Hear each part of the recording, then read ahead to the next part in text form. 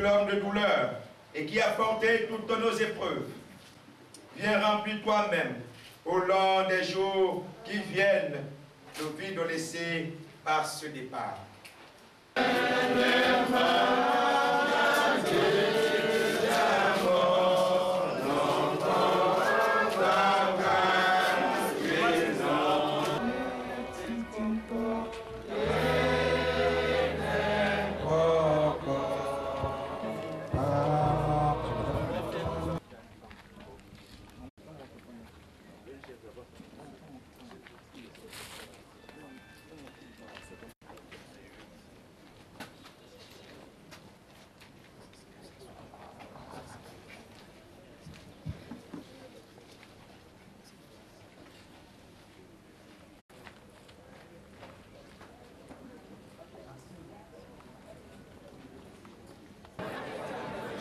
Demi-tour, droite.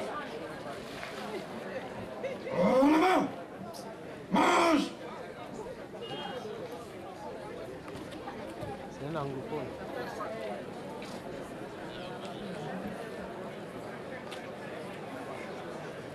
Imba moto edi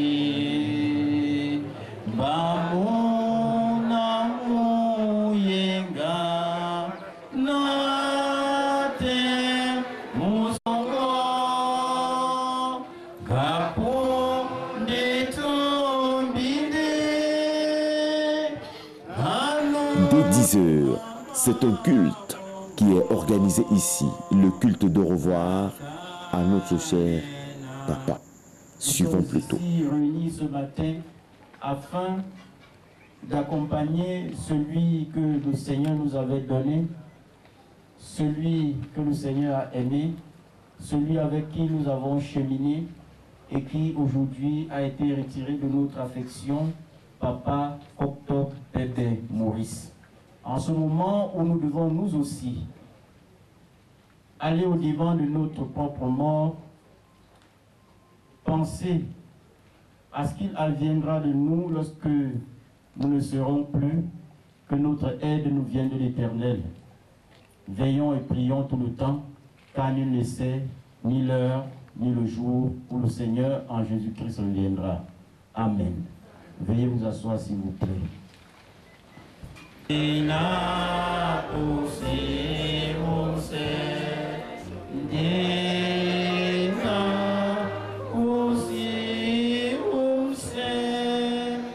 Écoutons, bien-aimés, la lecture du psaume numéro 139. Tu sais, quand je m'assieds et quand je me lève, tu pénètres de loin ma pensée. Tu sais quand je marche et quand je me couche, et tu pénètres toutes mes voies. Car la parole n'est pas sur ma langue, que déjà, ô Éternel, tu la connais entièrement. Que tes pensées, ô Dieu, me semblent impénétrables, que le nombre en est grand. Si je les compte, elles sont plus nombreuses que les graines de sable. Je m'éveille et je suis encore avec toi. Amen. Seigneur, notre Dieu, il grandit, mais sans sa volonté.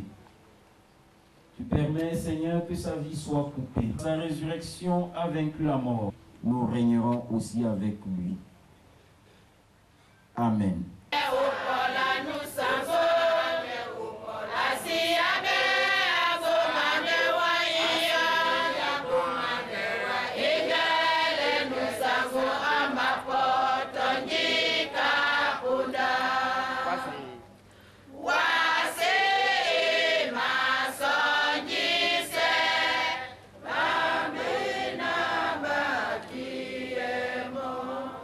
Bana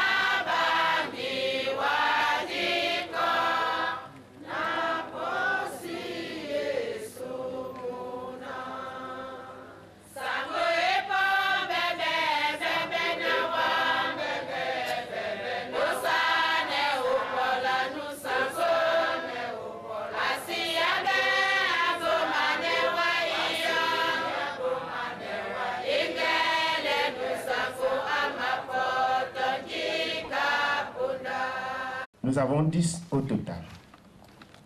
Le temps de vous dire que si vous venez passer une journée ici, le mort est mort. Il ne va pas se réveiller. Pour dire que chacun doit être bref. Je remercie toutes les autorités administratives, religieuses, traditionnelles qui ont bien voulu nous assister à ce deuil. Si j'étais sûr que la Cour suprême est au grand complet ici, j'aurais fait appel de cette décision. Parce que on ne peut pas parler de Koto en 2 minutes. Néanmoins, je ferai un effort pour être bref. Seulement pour moi, c'est un exercice difficile d'être bref. Même Madame de Sévigné, qui en avait l'art, écrivait un jour à son fils, je vous écris aujourd'hui un peu plus long parce que je n'ai pas le temps d'écrire court.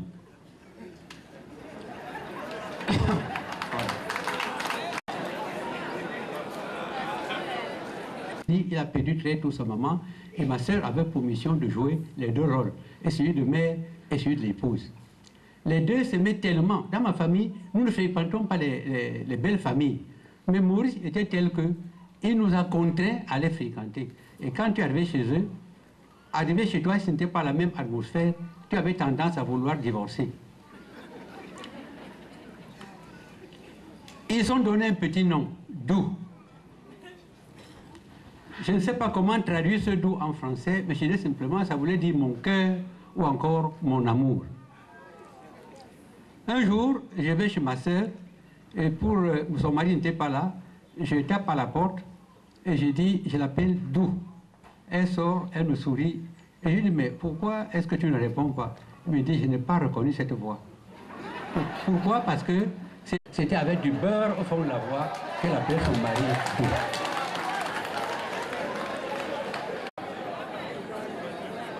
Je vais aller devant les pasteurs. Il semble que dans la Bible, il est écrit que la longévité est de 70 ans et que les plus forts allaient jusqu'à 80. Mais aujourd'hui, avec tout ce que nous faisons, quand on a 73 ans, c'est un record. Moi-même qui vous parle, j'ai déjà obtenu un bonus de 5 ans de la part de Dieu. J'attends simplement le message qui me dise « ton bonus est fini ». Maurice était un homme attentionné. Regardez cette foule. Regardez cette foule. On ne peut pas dire que ces enfants qui ont mené, chacun est venu de lui-même. Parce que qui sème bien récolte bien.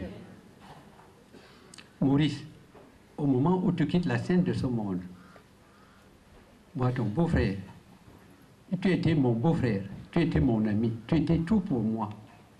Si sur ton chemin, il y a une rivière que l'on traverse, ne la traverse pas. Attends-moi au bord. J'arrive bientôt.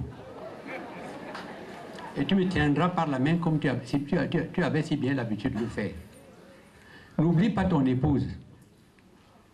À ma sœur, je ne demande de ne pas t'effondrer. Tel que je te vois encadré là, je dis que ton mari n'est pas mort. Ils vont le ressusciter. Je vous remercie. Se vanter. Révérend pasteur, leur majesté, mon frère aîné n'étant plus là, c'est à moi que revient la charge de prendre la parole en ce jour triste avec la disparition de notre papa, notre cher père bien-aimé. Les épreuves nous font grandir. Elles sont comme des bûches sèches qui alimentent le feu. Dans chaque épreuve, ne cherchons pas l'ennemi, cherchons plutôt l'enseignement. Papa n'est plus là où il était, mais il est partout où ses enfants sont. Si je ne souhaite pas revenir sur les causes de la mort de papa, je souhaite en revanche partager avec vous quelques réflexions sur certaines thématiques qu'il aimait à aborder avec nous. Papa considérait la mort comme l'absence de présence. Il aimait m'affirmer qu'il y avait quelque chose de plus fort que la mort. C'est la présence des absents dans la mémoire des vivants. En réalité, papa nous a toujours recommandé de vivre tous les jours, comme si que c'était le dernier jour. La mise en œuvre de cette philosophie nous a conduit à toujours nous souvenir de notre prochaine mort. Et cela est devenu l'outil le plus efficace pour faire des choix déterminants. Parce que l'orgueil, la crainte de l'échec, s'effacent et disparaissent devant la mort.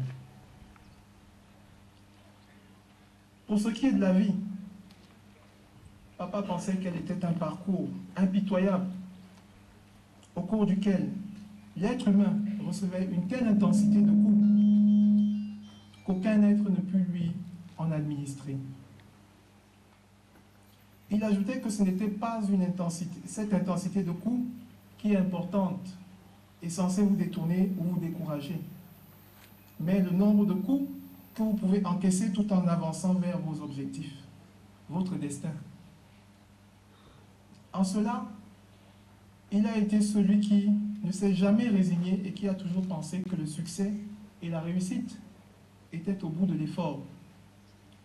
D'une générosité unanime, papa trouvait que la plus grosse richesse résidait sur la contribution à l'épanouissement de l'autre. Chers amis et connaissances, permettez-moi maintenant de me soustraire à vous et de m'adresser à notre ange qui s'est envolé. Papa, tu nous as éduqués et formés à la résilience face à des épreuves de cette nature. Tu peux être rassuré. Nous avons sorti de nous toutes les dimensions de la souffrance qui accompagne cette épreuve que tu nous as imposée. Je me souviens encore de tes derniers jours à l'hôpital, lorsque tes forces commençaient à te quitter. Tu as recommandé l'unité de la famille et la recherche permanente du compromis. Je dois t'assurer que nous en ferons notre cheval de bataille. Papa, tu pars avec une partie de nous et tu nous laisses une partie de toi. À la hauteur de ton talent, nous te souhaitons un accueil conséquent auprès de notre très haut Père céleste. Papa, repose en paix.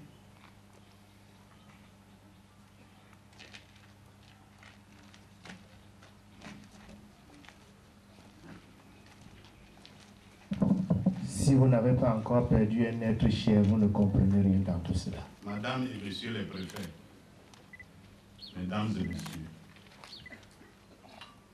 la délégation de la communauté urbaine de Konsamba, que conduit personnellement son chef d'exécutif communautaire, vient à ses obsèques rendre un hommage républicain appuyé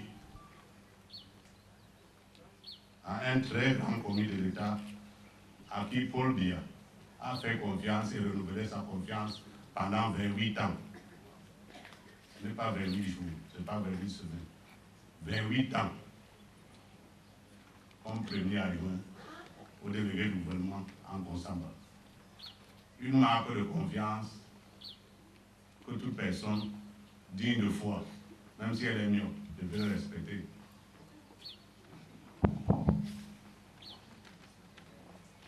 Je prends la parole ici au nom de la ville de Konsamba, c'est-à-dire au nom des 3 maires des communes d'arrondissement, au nom des grands conseillers et au nom de l'institution communautaire dont j'ai la charge et où, par contre, nous assistons depuis 2009.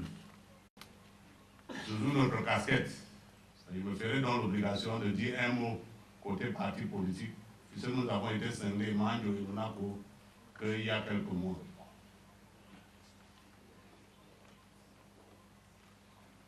Ceci dit, pour l'ensemble du personnel de l'institution communautaire, c'était le père. Personne ne l'a jamais appelé monsieur. Nous l'appelions affectueusement par contre, que vous soyez nordiste, Bandeke, Bassa, tout le monde appelait par contre. Donc tout le monde était devenu un fils de Koro à la communauté de Konsamba.